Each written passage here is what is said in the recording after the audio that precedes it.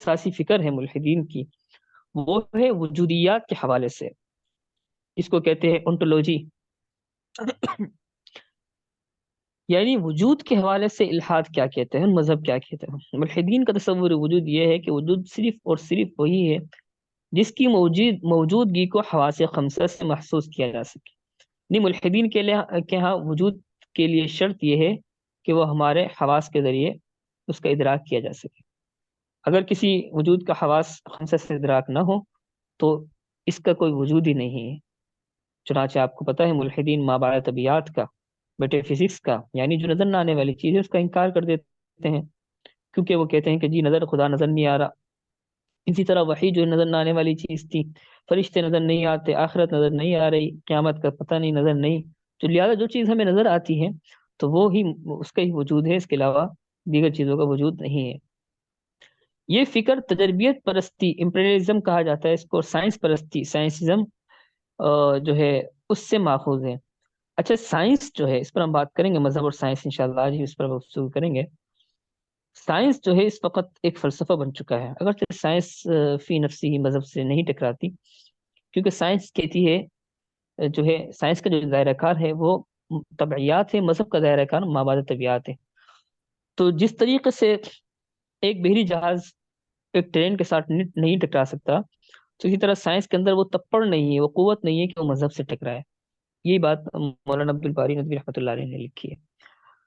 تو بہرحال اس پر گفتگو، لیکن سائنس ابھی اس وقت ملحدین کے ایک ہتھیار بنا ہوا ہے کہ ملحد کے ہاں بھی جو ہے آخری ترقی یافتہ ذریعہ علم یہی ہے کہ جی حواس بس، مشاہدہ اور تجربہ بس، اس کے علاوہ وہ عقلیت پرستی، عقلی طریقے استدلال جس میں دو موجود چیز سے تیسری جو ہے نظر نہ آنے والی چیز یا تیسری چیز تک پہنچا جاتا ہے، جس کو ہم مقدمات کے ذریعے تیسرے جو ہے ہم آپ کے لیے مقدمے تک پہنچتے ہیں۔ تو یہ ابھی تک رائج رہا ہے، یا یونانی فلسفہ تو اس میں تھا ہی یہ، چونکہ منطق بھی وہیں سے نکلی ہے۔ اس کے بعد جو ماڈرن فلسفی تھی اس کے اندر بھی یہ پایا جاتا تھا، لیکن جو ابھی رویہ سامنے آ رہا ہے ملحدین کا وہ سائنس، ہم نے اس کو نام دیا سائنس ازم کا، یعنی سائنس پرستی، سائنس کا جو دائرہ کار نہیں ہے اس میں سائنس کو اڑایا جا رہا ہے، یعنی طبعیات کو، فزکس کو میٹا فزکس پر اپلائی کیا جا رہا ہے کہ جی ہم طبعیات کی روشنی میں خدا کو سمجھیں گے، جو کہ ناممکن ہے۔ اور اسی طرح جو ہے ہم طبعیات کی روشنی میں ہمیں جو ہے آپ قیامت سمجھاؤ، طبعیات کی روشنی میں ہمیں آخرت سمجھاؤ، تو یہ تو ایک طرح سے جو ہے مغالطہ ہے۔ بہرحال یہ ڈیوڈ ہیوم جسے بابا تشکیک کہا جاتا ہے، اس نے اس فکر کو انتہا تک پہنچایا، حتیٰ کہ اس نے خود اپنے تشخص سے بھی انکار کر دیا۔ اس نے کہا کہ جی میری ذات کا حسی ادراک نہیں ہو سکتا مجھے بھی، تو لہٰذا میں ارتسامات کے مجموعے، اس کو رہنے دیں۔ یہ تشکیک اگنوسٹک ازم جو ہے یہ بھی مستقل فلسفہ، اس پر بھی مستقل کلاسز ہو سکتی ہے کہ یہ فلسفہ ہے کیا۔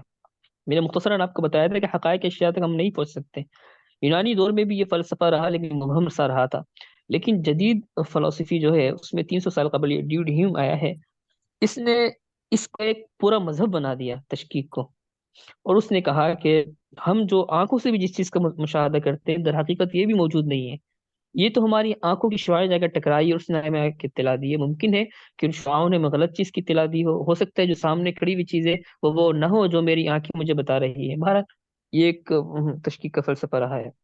تو پہلی بات ہم نے کر دی وجودیات پر، اب دوسری سلائیڈ آپ دیکھ لیں، الحادی علمیات۔ اچھا ٹائم آج کا ہمارے پاس کب تک ہے؟ 9:30 تک نا، یا کب تک ہے؟ ذرا مجھے اس کا کنفرم کر دیں۔ 45 تک ہے غالباً، 10 بجے اچھا 10 بجے تک، ٹھیک ہے، میں کوشش کروں گا اس سے پہلے بات سمیٹ لوں۔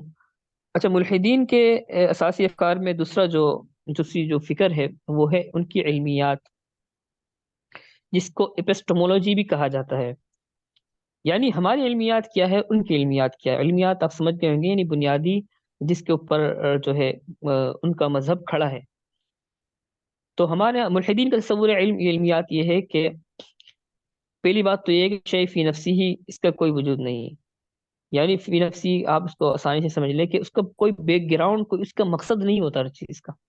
جیسے ہم کہتے ہیں نا کہ انسان کا مقصد یہ ہے کہ وہ یہاں پر اللہ تعالیٰ کی اطاعت کرے تاکہ وہ آخرت کی ہمیشہ کی کامیابی سے مل جائے. وہ کہتے ہیں ایسی کوئی مقصدیت ہر چیز کی نہیں ہوتی، کوئی روحانی پس منظر نہیں ہوتا. خلاصہ بس جو چیز نظر آ رہی ہے، بس وہ اس کا ذاتی دنیا میں جو اس کا استعمال ہو سکتا ہے، جو یا انتفاع ہو سکتا ہے وہ لو، لیکن اس کے پیچھے روحانی پس منظر یا اس کا جو ہے آپ کہہ لیں آفاقی یا مابعد طبعیاتی مقصد نہیں ہو سکتا. اس فکر کو مادیت پرستی میٹرلزم بھی کہا جاتا ہے، جو یورپ میں شروع سے عام رہی. یونانی دور میں بھی یہ چیزیں ملتی ہے. یونانی جو خالص وہ مادہ پرست تھے، اگرچہ انہوں نے تصور خدا پیش کیا یونانیوں نے، لیکن جیسے میں نے آپ کو بتایا کہ یونانیوں کا جو خدا تھا وہ بھی یہ آسمانی مذاہب میں جو پیش کردہ تصور ہے خدا کا وہ نہیں تھا. انہوں نے میٹر کو مانا، انرجی کو مانا جیسے آپ سنتے ہیں، یا وہ ڈی ایس تھے، مذاہب پرست تھے. خدا تو ہے لیکن جو خدا نے عقل اول کو پیدا کیا، اس نے عقل ثانی کو براہ راست خدا کائنات میں عمل دخل نہیں کر رہا. ہماری عقل جو ہے وہ خدا کے نعوذ باللہ متبادل ہے.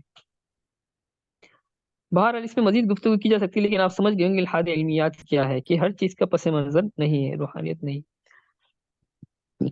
اچھا، یہ فکر عہد جدید میں نقل کی گئی ہے اور کانٹ نے اس کو پیش کیا ہے. میں نے آپ کو اس فلسفی کا نام بتایا تھا. یہ بنیادی فلاسفر میں سے ہے جنہوں نے فلسفہ جدیدہ کی تدوین کی ہے.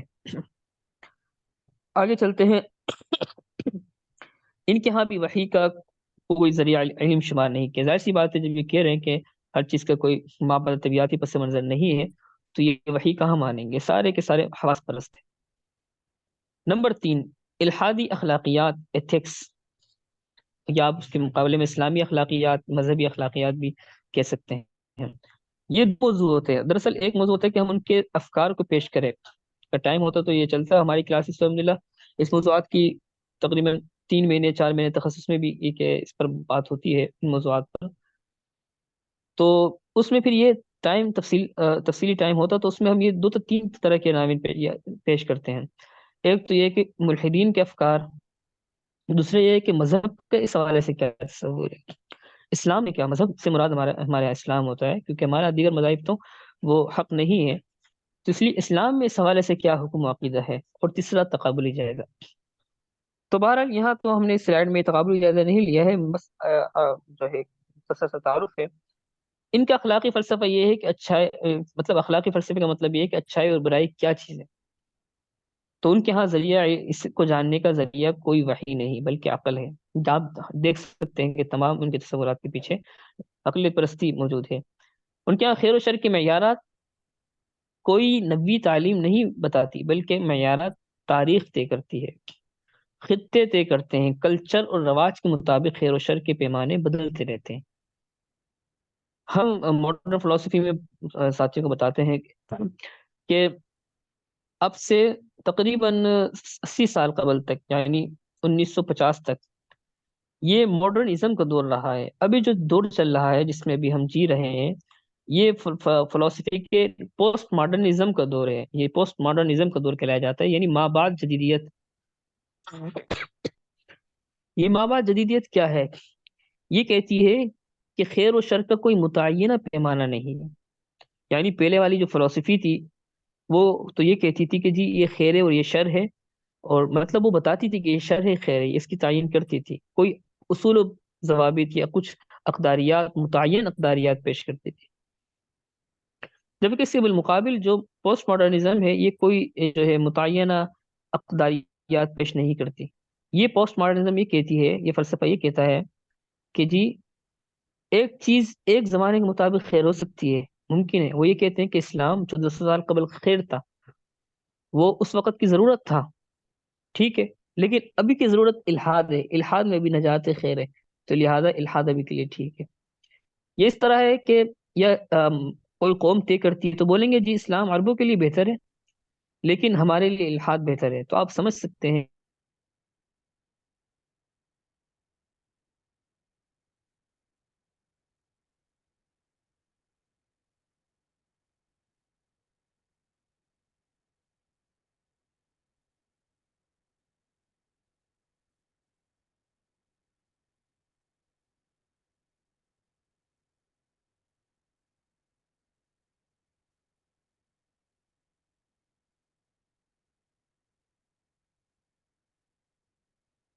حضرت آواز نہیں آ رہی آپ کی.